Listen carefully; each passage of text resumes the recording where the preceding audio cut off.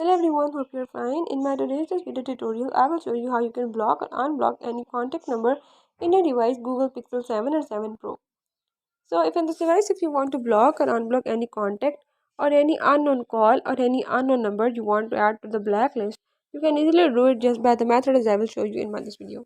Before we start, if you are new here, don't forget to subscribe my channel and press the bell icon. Follow the steps, watch the video till end and you will learn how you can do it. Let's watch the video.